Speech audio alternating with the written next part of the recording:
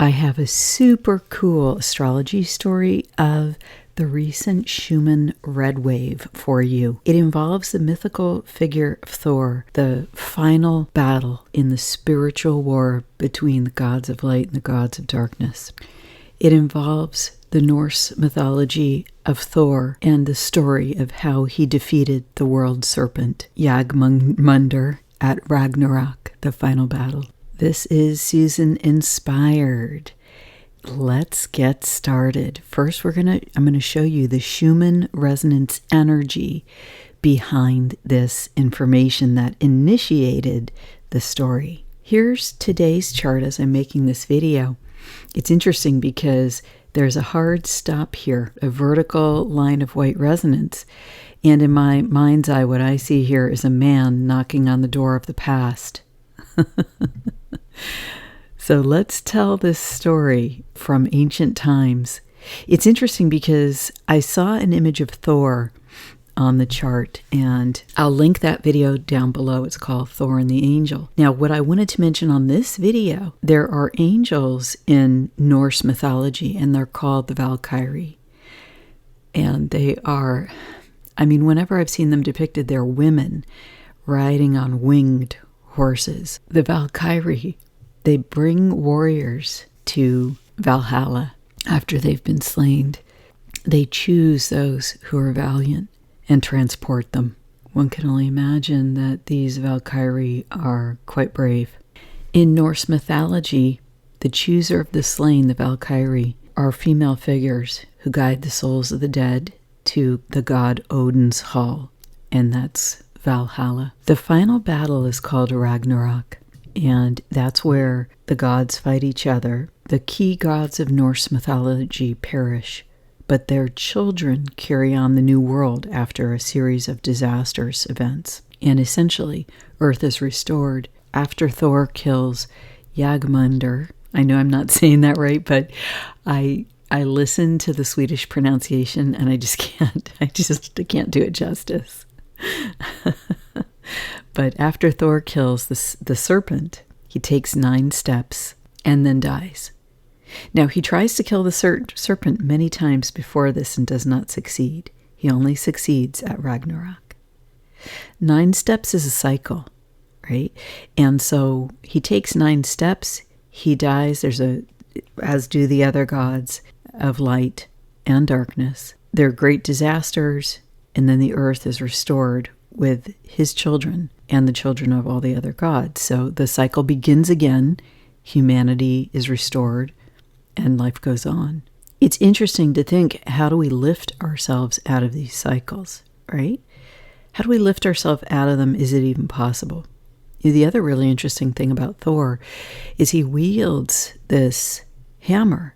And in astrology, the planet Uranus is so very interestingly similar to the energy of Thor's hammer. He brings the hammer, and when he strikes, it's world-changing, it's life-changing. It's thunder and fire and lightning. And it's so interesting to have seen an image that I interpreted as representing him on the Schumann Resonance, which is said to be made of lightning. Here's the image of Thor that I saw, and I'll link the video down below if you want to see the build up to that experience. I'll also link the video of the red wave, which is underneath this image of Thor. It's mirrored and doubled, and the meaning of that. What's amazing is that there are asteroids representing Jörmungandr and Thor. What I did was I did an astrology chart for the red wave. I'll link the live video below where I went into detailed discussion about it. What I wanted to talk about was that as I thought about this event occurring on the chart, and it's all this Schumann energy is being expressed at this time, both before and after this incredible astrological event that I'm going to describe to you. I was talking to my teacher about it, and she told me, Susan, this is really a seminal event in history. And after seeing, Thor, the mighty angel, and then the mighty angel on the Schumann Resonance chart, and understanding the link between the angels, between the final great battle of Ragnarok. And thanks to the inspiration of my friend, my girlfriend Alex, what happened was I found the asteroids that relate to this story. And the amazing thing is they are in key positions here. For example, you see this square on the chart. Jörmungandr is exact at the MC with Pluto. So Pluto is the major influence on the midheaven, the soul purpose. The asteroid for the serpent is a little over a degree from the midheaven, moving backwards towards the midheaven. The sun was in opposition to Pluto. This is the astrology chart for the red wave on July 22nd. And as I thought about this, after I did my live video and after speaking with my teacher, I realized that this is an incredible sign. I started to think about what my teacher was saying about this being a seminal moment. Why was that? Well, you see, Pluto's the lord of the underworld here. He's at the midheaven. So he's directing, his energy is directing the purpose. And Jörmungandr is certainly, the serpent is certainly a representative of the underworld, isn't he? What's fascinating is this is a serpent and his tail is removed during the final battle. Well, amazingly, Pluto is square the head of the dragon or the serpent or the reptile.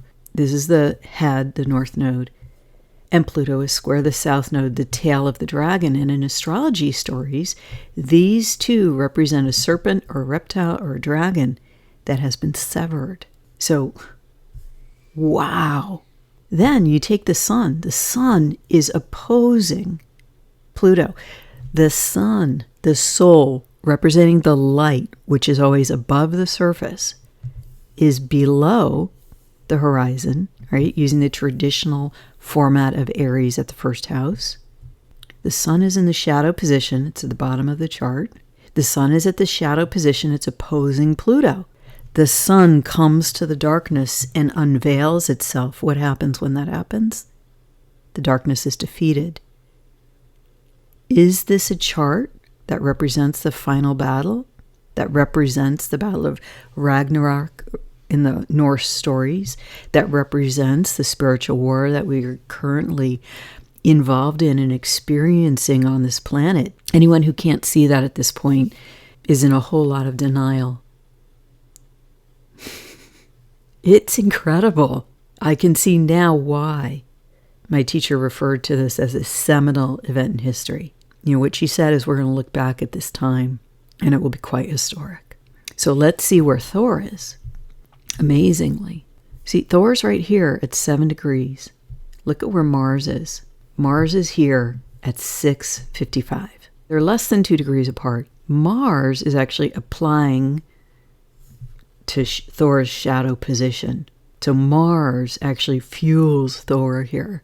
They're in a trine, so this is highly beneficial. Mars is the god of war, Ares in the Greek and Latin mythology. Thor basically is that for the Norse mythology. But look at what Mars is doing. Mars is opposing Saturn here. It's quite dramatic. Pluto's opposing the sun. The north node opposes the south node as always. And Mars opposes Saturn. Right smack going through the heart of this whole thing. Thor is sextile Saturn and Thor is trine Mars. And these are exacts. The other interesting thing is that Thor is 1, 2, 3 square Jörmungandr. That gives us the energy of the battle. Thor's also square the midheaven of this chart. Is Thor square Pluto? Is Jörmungandr conjunct Pluto? These are wide orbs for asteroids. However, because Jörmungandr flavors the MC and Pluto is conjunct, it's the most major planet at the top of it's the highest planet at the top of the chart, right? It's an inversion. The Lord of Darkness is at the top of the chart. That's the position of heaven. That's where the sun is supposed to be. Is this the time of greatest darkness? Is this the time where the darkness faces the light faces the darkness? The future meets the past, the North Node and the South Node, in square with all of this.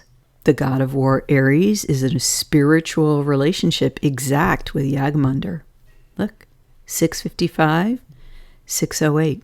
This quincunx, the dashed line here, is a spiritual relationship, highly challenging because Mars is moving forward. Jörmungandr is moving retrograde.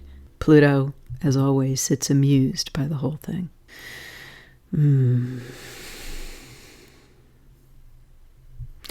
Thor's energy is quite large here.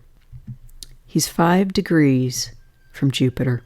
That's wide for an asteroid, but we've got really big energies here, so I think it counts. I think it counts because Jupiter is in direct relationship through orb with Saturn, with the MC, with Mars, and that's why it matters. Because Thor is flavoring all of those with its more exact orb. Between 1 and a little over 1 to 2, less than 2 degrees. We'll have to watch and see what happens here as Thor, Jupiter, and Uranus proceed forward through time. Fascinatingly, there's a yod to Venus. Venus, what is the most important thing in the world? What is the most important thing in your world? This is what God is pointing at in the chart. The yod, the finger of God. Whatever it is. The energy pointing to Venus comes from Neptune, spirituality, and the purpose of the soul, the MC, flanked by Pluto and Jörmungandr. In Aquarius, Aquarius, right? The sign of the next age. Venus wants something new. In her highest expression, it comes from her deepest, most spiritual desires. What's fueling her? Let's take a look. The light of the soul guides her from the shadow position. Right? The sun is in the shadow of Venus. It's semi-sextile. Destiny, she dreams of it, but she's got to reach for it. Right? See? She's sextile destiny. She's also sextile Sedna. The state of the children on earth, the preciousness of the children, is a driving desire of hers. She's got to work for it. She's got to work to make this desire unfold because it's in the sextile position. But she has a lot of wise advice because Metis is conjunct Sedna. Uranus is square Venus. Shocking changes are going to contrive to bring this about, to restore the value that Venus favors. She's trine the North Node. She's influencing the new future. She's influencing the vision of it. She's influencing the elevation of the future. And to do so, she relies on the talents and experiences she's gained from the past. But her relationship here with Sedna and with Uranus can't be underestimated. She was in this position with the yod just prior to going retrograde. So as she retrogrades, these are all the concepts she'll be musing over. How? In a way, she's like Ceres. How do I rescue the children? How do I get the highest value for the next generations? How do I heal my own inner child? Pluto at the top of the chart is unwavering and demanding. And he's opposing the sun, the soul. What does that mean?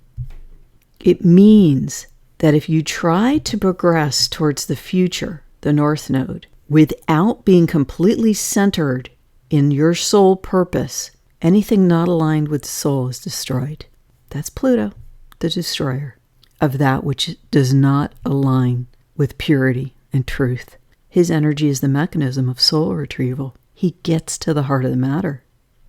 If you try to bring something forward as your destiny that is from the past, that does not align with divine will, it gets destroyed by Pluto.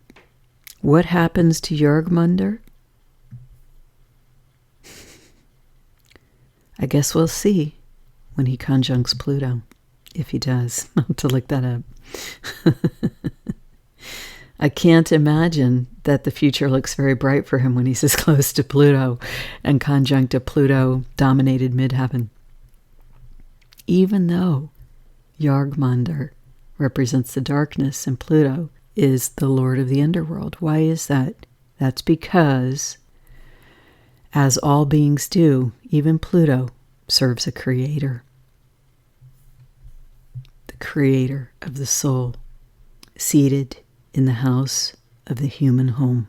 This is the prize. This is the shadow motivation for Venus, for Venus's desires.